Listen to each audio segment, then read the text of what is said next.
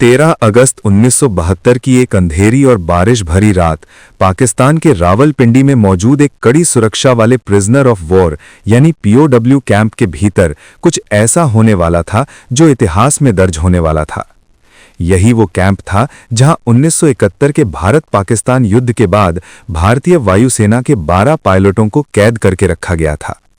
इस कैंप की सुरक्षा इतनी कड़ी थी कि यहां से भागने का ख्याल भी किसी के लिए असंभव जैसा था। चारों तरफ ऊंची और मोटी दीवारें थीं। दीवारों के ऊपर कई परतों में कांटेदार तार लगे हुए थे। हर कुछ दूरी पर चौकियां बनी हुई थीं जहां हथियारबंद पाकिस्तानी सैनिक 24 घंटे पहरा देते थे। रात के समय सर्च लाइट्स पूरे इलाके को रोशन कर देती थीं ताकि कोई भी संदिग्ध हलचल तुरंत दिखाई दे सके। लेकिन उसी कैंप के अंदर 3 ऐसे भारतीय पायलट मौजूद थे जिनके इरादे इन दीवारों से कहीं ज्यादा मजबूत थे। उनके मन में सिर्फ एक ही सपना था, आजादी। इन तीनों में सबसे प्रमुख नाम था भारतीय वायुसेना के जांबाज पायलट दिलीप पारुलकर का। उनके साथ थे 2 और बहादुर पायलट MS ग्रीवाल और हरीश सिंह जी। लेकिन इस अद्भुत कहानी की शुरुआत 13 अगस्त 1972 से नहीं बल्कि उससे कई महीने पहले यानी 3 दिसंबर 1971 से होती है। ये वही दिन था जब भारत और पाकिस्तान के बीच एक भीषण युद्ध चल रहा था। इस युद्ध में जमीन पर भारतीय सेना पाकिस्तान को कई मोर्चों पर पीछे धकेल रही थी।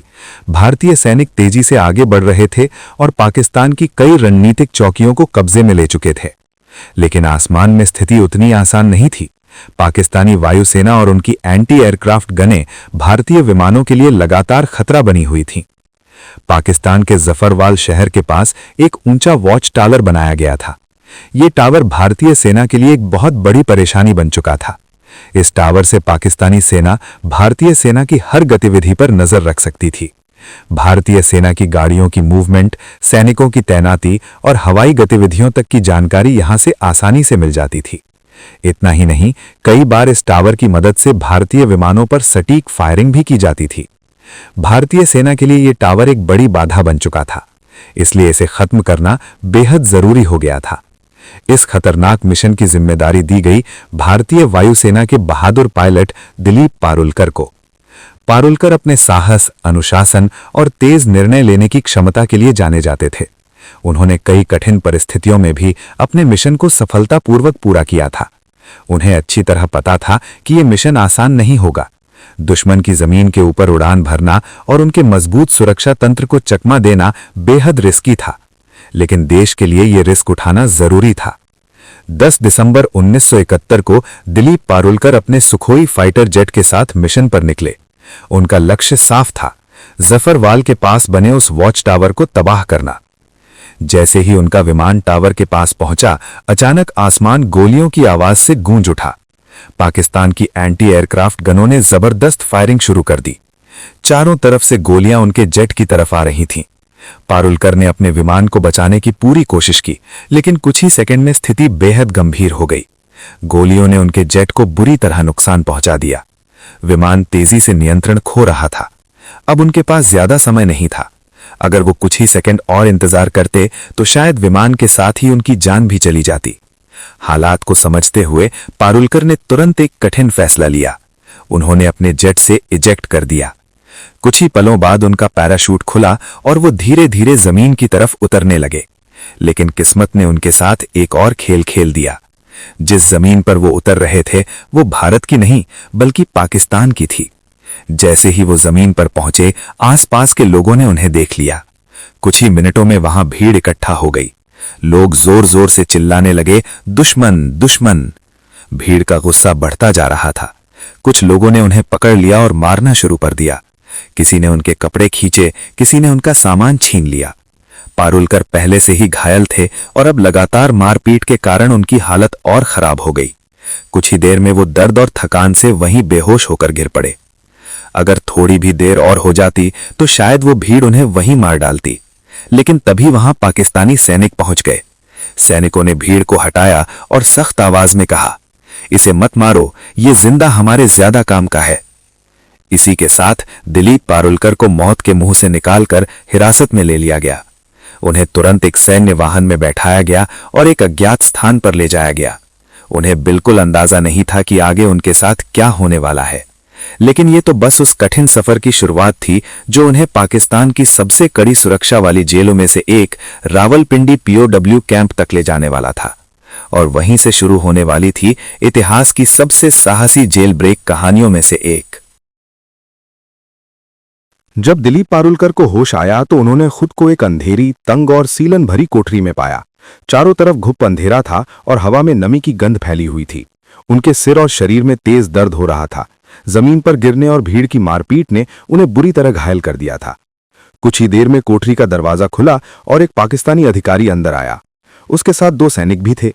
अधिकारी ने पारुलकर को गौर से देखा और फिर मेज पर कागज और पेंसिल रखते हुए कहा, अगर अपनी जान बचानी है तो एक काम करना होगा, हमें आदमपुर एयरबेस का नक्शा बनाकर दो। आदमपुर एयरबेस भारतीय वायुसेना का एक बेहद महत्वपूर्ण ठिकाना था। वहां से कई रणनीतिक ऑपरेशन संचालित होते थे। पाकिस्तानी सेना के लिए उस एयरबेस की जानकारी हासिल करना बहुत बड़ी सफलता हो सकती थी। पारुलकर समझ गए कि अगर उन्होंने सही जानकारी दे दी तो यह भारत की सुरक्षा के लिए खतरा बन सकता है। उन्होंने बिना एक पल गंवाए साफ शब्दों में मना कर दिया। यह सुनते ही अधिकारी का चेहरा गुस्से से लाल हो गया। उसने सैनिकों को इशारा किया और फिर शुरू हुआ टॉर्चर का सिलसिला। कभी उन्हें घंटों खड़ा रखा जाता, कभी तेज रोशनी में बैठाकर सवाल पूछे जाते, तो कभी धमकियां दी जाती। पाकिस्तानी अधिकारी चाहते थे कि किसी भी तरह पारुलकर से भारतीय सैन्य ठिकानों की जानकारी निकलवा ली जाए। कई दिनों तक ये सिलसिला चलता रहा। आखिरकार एक दिन जब अधिकारी ने फिर वही मांग दोहराई तो पारुलकर ने सोचा कि अब उन्हें कुछ अलग करना होगा।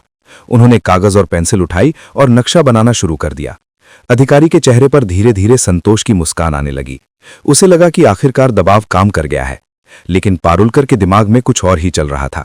उन्होंने आदमपुर एयरबेस का नक्शा नहीं बनाया, उन्होंने चालाकी से मुंबई एयरपोर्ट का नक्शा बना दिया। कुछ देर बाद अधिकारी नक्शा लेकर चला गया, लेकिन जब उसने अपने वरिष्ठ अधिकारियों को दिखाया तो सच्चाई सामने आ गई। अधिकारी गुस्से से तमतमाता हुआ वापस लौटा। उसने पारुलकर पर चिल्लाते हुए कहा, तुमने हमें धोखा दिया है। इसके बाद उन्हें एक सख्त सजा सुनाई गई। उन्हें पूरी रात कोठरी के कोने में खड़े रहने का आदेश दिया गया। साथ ही एक गार्ड को सख्त निर्देश दिया गया कि अगर पारुलकर बैठने की कोशिश करें तो तुरंत गोली मार दी जाए।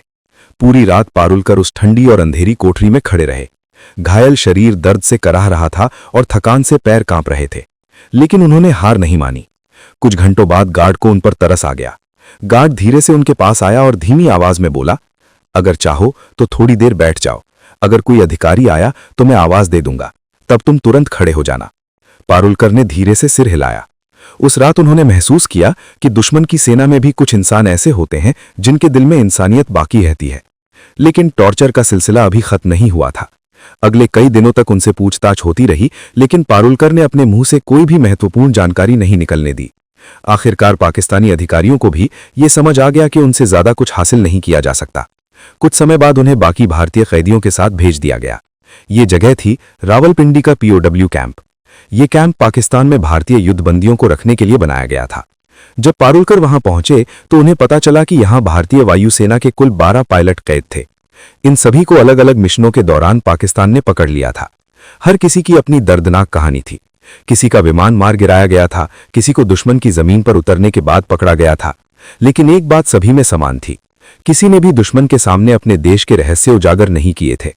कैंप का माहौल कड़ा जरूर था, लेकिन यहां के इंचार्ज उस्मान हामिद बाकी अधिकारियों से थोड़ा अलग थे। वो भारतीय पायलटों के साथ अपेक्षाकृत सम्मान से पेश आते थे। उन्होंने उन्हें एक कैसेट प्लेयर और एक एटलस भी दिया ताकि वो समय काट सकें। शायद उस वक्त उन्हें अंदाजा भी नहीं था कि यही एटलस आगे चलकर एक ऐसी योजना की नींव बनेगा जो रावलपिंडी की मजबूत दीवारों को भी चुनौती देने वाली थी। 25 दिसंबर 1971 को कैंप में अचानक एक खबर पहुंची। ढाका में पाकिस्तान की सेना ने आत्मसमर्पण कर दिया था। भारत ने युद्ध जीत लिया था और लगभग 93,000 पाकिस्तानी सैनिक भारत की कैद में थे। ये सुनकर कैंप में बंद भारतीय पायलटों के बीच खुशी की लहर दौड़ गई। सबको लगा कि अब जल्द ही युद्धबंदियों की अदला बदली होगी और वो अपने घर लौट पाएंगे। लेकिन दिलीप पारुलकर के मन में एक अलग ही विचार चल रहा था। उन्हें लग रहा था कि सरकारों के बीच बातचीत में लंबा समय लग सकता है, और यहीं से उनके मन में एक खतरनाक लेकिन साहसी विचार जन्म लेने लगा। क्या होगा अगर हम खुद ही यहां से निकल जाएं? ये विचार धीरे धीरे उनके दिमाग में एक योजना का रूप लेने लगा, और आने वाले महीनों में यही योजना इतिहास की सबसे साहसी जेल ब्रेक कहानियों में से एक बनने वाली थी। ढाका में पाकिस्तान के आत्मसमर्पण की खबर सुनने के बाद रावलपिंडी पीओडब्ल्यू कैंप का माहौल कुछ समय के लिए बदल गया था। भारतीय पायलटों के चेहरों पर महीनों बाद मुस्कान दिखाई दी थी। सबको विश्वास था कि अब युद्ध खत्म हो चुका है, इसलिए जल्द ही युद्ध बंदियों की अदला बदली होगी और वे अपने देश वापस लौट सकेंगे। लेकिन दिन बीतते गए। पहले कुछ दिन उम्मीद में गुजरे, फिर हफ्ते बीत गए। धीरे धीरे महीनों का समय गुजरने लगा, लेकिन भारत और पाकिस्तान के बीच कैदियों की अदला बदली को लेकर कोई ठोस खबर नहीं आई। कैंप में एक अजीब सी खामोशी फैलने लगी। कई पायलट निराश होने लगे थे। कुछ लोग दिन भर आसमान की तरफ देखते रहते, मानो उम्मीद कर रहे हो कि कोई खबर आएगी जो उन्हें घर वापस ले जाएगी। लेकिन दिलीप पारुलकर का स्वभाव बाकी लोगों से थोड़ा अलग था। वो इंतजार करने वालों में से नहीं थे। उनके मन में बार बार यही सवाल उठता था, अगर ये प्रक्रिया लंबी चली तो क्या होगा? अगर महीनों नहीं बल्कि सालों तक कैद रहना पड़ा तो? ये सोच उन्हें बेचैन कर देती थी। एक दिन उन्होंने अपने साथियों से बात शुरू की। उन्होंने कहा, अगर हम सिर्फ इंतजार करते रहे तो पता नहीं कितने साल यहां बिताने पड़ेंगे। क्यों ना हम खुद ही यहां से निकलने का रास्ता ढूंढे? उनकी ये बात सुनकर बाकी पायलट कुछ देर के लिए चुप हो गए। कई लोगों को यह विचार बहुत जोखिम भरा लगा। कैंप की सुरक्षा इतनी कड़ी थी कि वहां से भागना लगभग नामुमकिन माना जाता था। चारों तरफ ऊंची दीवारें थीं, ऊपर कांटेदार तार लगे थे और हर समय हथियारबंद गार्ड पहरा देते थे। अगर कोई पकड़ा जाता तो सजा बेहद कठोर हो सकती थी। इसलिए पहली बार में किसी ने भी पारुलकर का साथ देने की हिम्मत नहीं दिखाई। लेकिन पारुलकर ने हार नहीं मानी। उन्होंने अकेले ही संभावनाओं के बारे में सोचना शुरू कर दिया। शुरुआत में उनके दिमाग में एक अलग योजना आई। जब रात के समय कैदियों को टॉयलेट जाने के लिए बाहर ले जाया जाता था, तब एक सिपाही उनके साथ जाता था। पारुलकर ने सोचा कि अगर उसी समय उस सिपाही की बंदूक छीन ली जाए और उसे ढाल बनाकर कैंप से बाहर निकलने की कोशिश की जाए तो शायद सफलता मिल सकती है। लेकिन जब उन्होंने इस योजना पर गंभीरता से विचार किया तो उन्हें महसूस हुआ कि यह बहुत खतरनाक है। अगर थोड़ी सी भी गलती हो गई तो न सिर्फ उनकी जान जा सकती थी बल्कि बाकी साथियों को भी सजा भुगतनी पड़ सकती थी। इसलिए उन्होंने खुद ही इस योजना को छोड़ दिया। समय धीरे धीरे आगे बढ़ता रहा। कैंप की दिनचर्या लगभग एक जैसी थी। सुबह उठना, सीमित खाना, थोड़ी बहुत बातचीत और फिर लंबा इंतजार। लेकिन पारुलकर का दिमाग लगातार काम कर रहा था। उन्हें उस एटलस की याद आई जो कैंप के इंचार्ज उस्मान हामिद ने उन्हें दिया था। उन्होंने उसे ध्यान से पढ़ना शुरू किया। रात के समय जब बाकी कैदी सो जाते तब पारुलकर नक्शों को देखते रहते। वे अलग अलग रास्तों का अध्ययन करते, दूरी का अंदाजा लगाते और सोचते कि अगर उन्हें मौका मिला तो किस दिशा में जाना सही रहेगा। धीरे धीरे उनके दिमाग में एक स्पष्ट विचार बनने लगा। उन्हें समझ में आ गया कि सीधे भारत की सीमा की तरफ भागना बेहद खतरनाक होगा। युद्ध अभी हाल ही में खत्म हुआ था और भारत पाकिस्तान सीमा पर सुरक्षा बहुत कड़ी होगी। अगर वे वहां पहुंचे भी तो पकड़े जाने की संभावना बहुत ज्यादा थी। इसलिए उन्होंने एक अलग रास्ता चुना। उन्होंने सोचा कि अगर वे पहले अफगानिस्तान की तरफ निकल जाएं तो वहां से किसी तरह भारत लौटना आसान हो सकता है। ये योजना जोखिम भरी जरूर थी, लेकिन नामुमकिन नहीं थी। अब उन्हें सिर्फ दो चीजों की जरूरत थी, सही मौका और भरोसेमंद साथी। कुछ समय बाद उन्होंने एक बार फिर अपने साथियों से बात करने का फैसला किया। इस बार उनकी बात सुनने वालों में दो पायलट आगे आए, MS ग्रेवाल और हरीश सिंह जी। दोनों ने पारुलकर की बात ध्यान से सुनी। उन्होंने भी महीनों से कैद की जिंदगी झेली थी और अब वे भी आजादी के लिए कुछ करने को तैयार थे। आखिरकार तीनों ने मिलकर फैसला किया कि अगर मौका मिला तो वे भागने की कोशिश जरूर करेंगे। लेकिन इस बार वे जल्दबाजी नहीं करने वाले थे। उन्हें एक ऐसा प्लान बनाना था जिसमें सफलता की संभावना ज्यादा हो। अब असली चुनौती शुरू होने वाली थी। तीनों ने तय किया कि पहले कैंप की सुरक्षा व्यवस्था को अच्छी तरह समझा जाएगा। गार्ड कब बदलते हैं, किस समय सबसे कम निगरानी होती है और कैंप की कौन सी जगह सबसे कमजोर है, इन सब चीजों पर बारीकी से नजर रखी जाने लगी। धीरे धीरे उन्हें एहसास हुआ कि कैंप के एक हिस्से में सुरक्षा बाकी जगहों की तुलना में थोड़ी कमजोर है। अगर सही तरीके से योजना बनाई जाए तो शायद वहां से निकलना संभव हो सकता है। और यहीं से शुरू हुई एक ऐसी योजना जो आने वाले महीनों में रावलपिंडी की सबसे सुरक्षित दीवारों को भी चुनौती देने वाली थी। अब दिलीप पारुलकर, MS ग्रेवाल और हरीश सिंह जी ने फैसला कर लिया था कि वे सिर्फ सोचने तक सीमित नहीं रहेंगे। अगर आजादी चाहिए तो उसके लिए जोखिम उठाना ही होगा। लेकिन उन्हें यह भी पता था कि जल्दबाजी करना उनकी सबसे बड़ी गलती हो सकती है। इसलिए तीनों ने धैर्य और समझदारी से काम लेने का निर्णय लिया। सबसे पहला काम था सही जगह चुनना। रावलपिंडी पीओडब्ल्यू कैंप की संरचना काफी मजबूत थी। मोटी दीवारें, लोहे के दरवाजे और चारों तरफ चौकसी। लेकिन कई दिनों तक ध्यान से निरीक्षण करने के बाद उन्हें एक बात समझ में आई। कैंप के कुछ सेल बाहरी दीवार के बहुत पास थे। अगर उनमें से किसी एक सेल से दीवार में सुरंग बनाई जाए तो शायद बाहर निकलने का रास्ता बन सकता था। काफी सोच विचार के बाद उनकी नजर सेल नंबर 4 पर जाकर टिक गई। ये सेल कैंप की बाहरी दीवार के सबसे करीब था। यहां गार्ड भी बाकी जगहों की तुलना में थोड़ा कम आते जाते थे। अगर सही तरीके से काम किया जाए तो यहां से सुरंग बनाकर बाहर निकलना संभव हो सकता था। लेकिन एक समस्या थी। तीनों पायलट उस समय सेल नंबर 4 में नहीं थे। अब उन्हें किसी तरह उस सेल में शिफ्ट होना था। यहीं पर दिलीप पारुलकर की समझदारी काम आई। उन्होंने पिछले कुछ महीनों में गार्ड्स के साथ अपना व्यवहार हमेशा शांत और सम्मानजनक रखा था। धीरे धीरे कुछ सैनिकों के साथ उनकी हल्की फुल्की पहचान भी हो गई थी। इसी भरोसे का फायदा उठाते हुए उन्होंने एक दिन गार्ड से अनुरोध किया कि उन्हें दूसरे सेल में शिफ्ट कर दिया जाए। शुरुआत में गार्ड ने मना कर दिया, लेकिन पारुलकर ने धीरे धीरे बात को आगे बढ़ाया। कुछ दिनों बाद आखिरकार उनकी बात मान ली गई और इस तरह दिलीप पारुलकर, एमएस ग्रेवाल और हरीश सिंह जी को सेल नंबर 4 में शिफ्ट कर दिया गया। जब वे वहां पहुंचे तो उन्हें पता चला कि उस सेल में पहले से ही एक और भारतीय पायलट मौजूद थे, विद्याधर शंकर चाटी। चाटी शांत स्वभाव के इंसान थे। जब पारुलकर ने उन्हें भागने की योजना के बारे में बताया तो उन्होंने साफ कहा कि वे इस योजना का हिस्सा नहीं बनना चाहते। उन्हें डर था कि अगर योजना असफल हुई तो परिणाम बहुत खतरनाक हो सकते हैं। लेकिन उन्होंने ये भी कहा कि अगर उन्हें किसी तरह की मदद की जरूरत होगी तो वो जरूर करेंगे, और यही मदद आगे चलकर बहुत महत्वपूर्ण साबित होने वाली थी। अब अगली और सबसे कठिन चुनौती सामने थी, दीवार में सुरंग बनाना। सेल की दीवार लगभग 18 इंच मोटी थी। इतनी मजबूत दीवार को बिना किसी औजार के तोड़ना लगभग असंभव था। लेकिन किस्मत एक बार फिर उनके साथ थी। किसी तरह तीनों ने एक कैंची और एक स्क्रू ड्राइवर हासिल कर लिया। ये साधारण औजार थे, लेकिन उनके लिए यही सबसे कीमती हथियार बन गए। अब शुरू हुआ असली काम। हर रात ठीक 12 बजे से 1 बजे के बीच तीनों अपना मिशन शुरू करते। एक आदमी बेड के नीचे जाकर दीवार को धीरे धीरे कुरेदता, जबकि बाकी 3 लोग पहरा देते रहते। दीवार से निकलने वाली मिट्टी और सीमेंट को बड़े ध्यान से बेड के नीचे छुपा दिया जाता था ताकि किसी को शक ना हो। लेकिन सिर्फ इतना काफी नहीं था। अगर गार्ड सेल के अंदर झांकता तो उसे कुछ अजीब लग सकता था। इसलिए उन्होंने एक और चाल चली। उन्होंने सेल के अंदर लगे बल्ब का फ्यूज उड़ा दिया। अब सेल के अंदर हमेशा हल्का अंधेरा रहता था। जेल में बल्ब बदलने की प्रक्रिया लंबी होती थी। कई बार कई दिनों तक कोई नया बल्ब नहीं लगाया जाता था। इसका फायदा तीनों को मिला। अंधेरे में उनका काम और आसान हो गया। लेकिन खतरा हर समय उनके सिर पर मंडरा रहा था। एक रात तो स्थिति बेहद खतरनाक हो गई।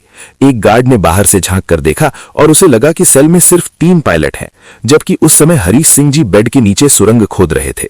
गार्ड को शक हो गया। उसने जोर से आवाज लगाई, अंदर कितने लोग हैं? तीनों पायलटों ने तुरंत सोने का नाटक करना शुरू कर दिया। गार्ड को यकीन नहीं हुआ और वो तुरंत कैंप के इंचार्ज उस्मान हमीद को बुलाने चला गया। ये पल बेहद खतरनाक था। जैसे ही गार्ड वहां से गया, हरीश सिंह जी तेजी से बेड के नीचे से बाहर निकले और अपनी जगह पर लेट गए। कुछ ही देर में उस्मान हमीद वहां पहुंचे। उन्होंने अंदर झांक कर देखा, चारों पायलट अपनी अपनी जगह पर लेटे हुए थे। उन्हें कुछ भी संदिग्ध नहीं लगा। उन्होंने गार्ड को ही डांट दिया और वहां से चले गए। उस रात अगर थोड़ी भी देर हो जाती तो शायद पूरी योजना वहीं खत्म हो जाती। लेकिन किस्मत अभी भी इन तीनों बहादुर पायलटों के साथ थी। दिन बीतते गए, हफ्ते महीनों में बदलने लगे। धीरे धीरे दीवार की ईंटों से सीमेंट निकाल लिया गया और सुरंग इतनी बड़ी हो गई कि एक आदमी उसमें से निकल सकता था। लेकिन उन्होंने आखिरी परत को जानबूझकर नहीं तोड़ा। वो सिर्फ प्लास्टर की पतली परत थी। उसे उन्होंने इसलिए छोड़ दिया ताकि भागने वाली रात उसे आसानी से तोड़ा जा सके और आवाज भी ज्यादा ना हो। अब महीनों की मेहनत लगभग पूरी हो चुकी थी। सिर्फ सही रात का इंतजार बाकी था, और वो रात जल्द ही आने वाली थी। एक ऐसी रात जो रावलपिंडी की सबसे मजबूत दीवारों को भी चुनौती देने वाली थी।